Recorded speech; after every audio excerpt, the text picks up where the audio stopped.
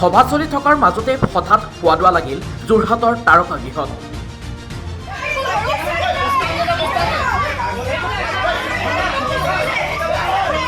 দুজন ব্যক্তিৰ কথাৰ তৰ্কাতৰ্কি।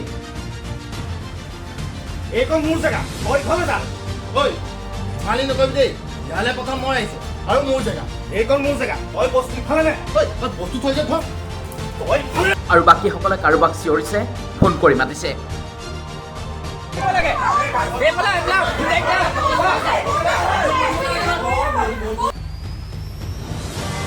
যোৰহাট তাৰকাগৃহৰ প্ৰেক্ষাগৃহত হঠাৎ এই পৰিস্থিতি দেখি সকলো স্তম্ভিত হৈ পৰিল।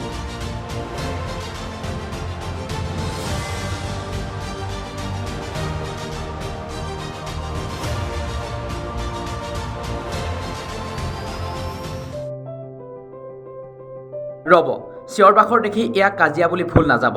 এয়া আচলতে বাটৰ নাটৰ কিছু দৃশ্যাংশহে। আজি আন্তঃৰাষ্ট্ৰীয় দুৰ্যোগ প্ৰশমন দিৱস। এই দিৱসৰ লগত সংগতি ৰাখিয়ে যোৰহাটৰ তাৰকাগৃহৰ প্ৰেক্ষাগৃহত অনুষ্ঠিত হয় সুৰক্ষিত অসমৰ বাবে বাটৰ নাটৰ মুকলি অনুষ্ঠান। আৰু আজিৰে পৰা যোৰহাটৰ বিভিন্ন প্ৰান্তত মাহজোৰা কাৰ্যসূচীৰে অনুষ্ঠিত হ'ব বাটৰ নাট। পশ্চিম যোৰহাট ৰাজহচক্ৰ, তিয়ক ৰাজহচক্ৰ, পূব যোৰহাট ৰাজহচক্ৰৰ অন্তৰ্গত বিভিন্ন ঠাইত অনুষ্ঠিত হ'ব ৰাজ্যক সজাগ কৰিবৰ বাবে বাটৰ নাট। চা, ইয়ালৈ প্ৰথমে মই আহিছোঁ আৰু এইখন মোৰ জেগা।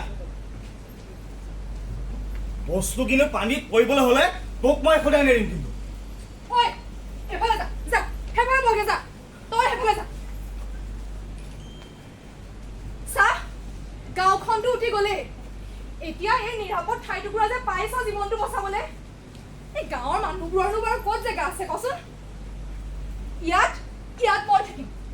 তহঁতে কিন্তু বেছি ঠেলা হেঁচা নকৰিবি দেই, নহ'লে মই গৈ এই বিদ্যুতৰ খুঁটাতে লাগি মৰিবগৈ লাগিব।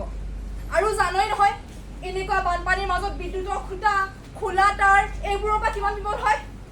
মই ইয়াত থাকিম।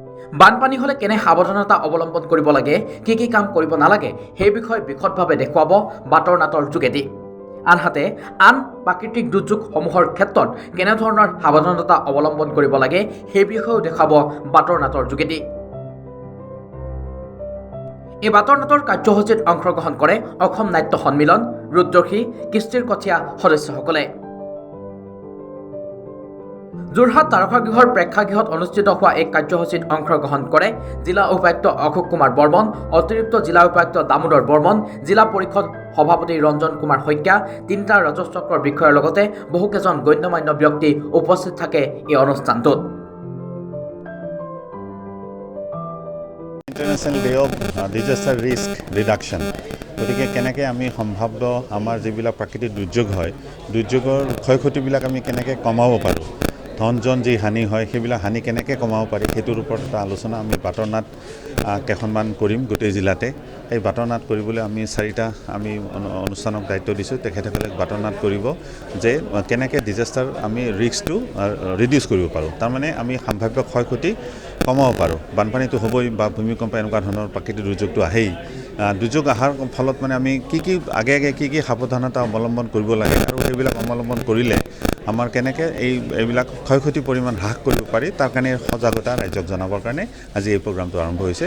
আজি international day of disaster risk reduction day, গতিকে তাৰে লগত সংগতি ৰাখি আমি এই প্ৰগ্ৰামটো আজি কৰিছোঁ।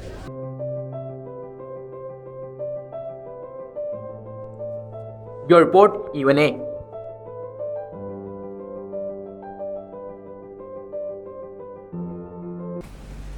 চা, ইয়ালৈ প্ৰথমে মই আহিছোঁ আৰু এইখন মোৰ জেগা।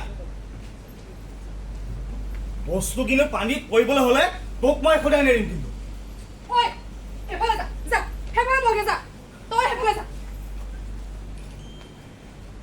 চাহ, গাঁওখনটো উঠি গ'লে, এতিয়া এই নিৰাপদ ঠাইটুকুৰা যে পাইছ জীৱনটো বচাবলৈ, এই গাঁৱৰ মানুহবোৰৰনো বাৰু ক'ত জেগা আছে কচোন? ইয়াত মই থাকিম। তহঁতে কিন্তু বেছি ঠেলা হেঁচা নকৰিবি দেই, নহ'লে মই গৈ এই বিদ্যুতৰ খুঁটাতে লাগি মৰিবগৈ লাগিব। আৰু জানই নহয় এনেকুৱা বানপানীৰ মাজত বিদ্যুতৰ খুঁটা, খোলা তাঁৰ এইবোৰৰ পৰা কিমান বিপদ হয়।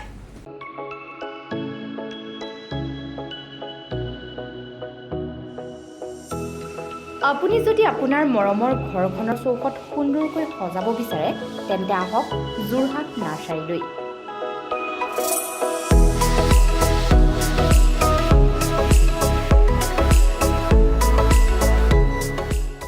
ইয়াত সকলো ধৰণৰ বতৰৰ ফুল ফলৰ গছৰ পৰা আৰম্ভ কৰি চাৰ্কুলেট, অৰ্কিড, কেকটাছ, বনচাই আদি উপলব্ধ।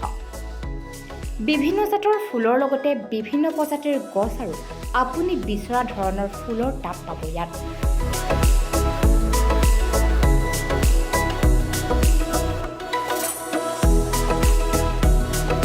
যোৰহাট নাৰ্চাৰীত আপুনি ফুল ফলৰ গছ ক্ৰয় কৰি লাভ কৰিব পাৰে আকৰ্ষণীয় উপহাৰ। 500 টকাৰ বজাৰ কৰিলে আপুনি লাভ কৰিব এটা ফুলৰ টাব। 1000 টকাৰ বজাৰত আপুনি লাভ কৰিব ওলমা টাব।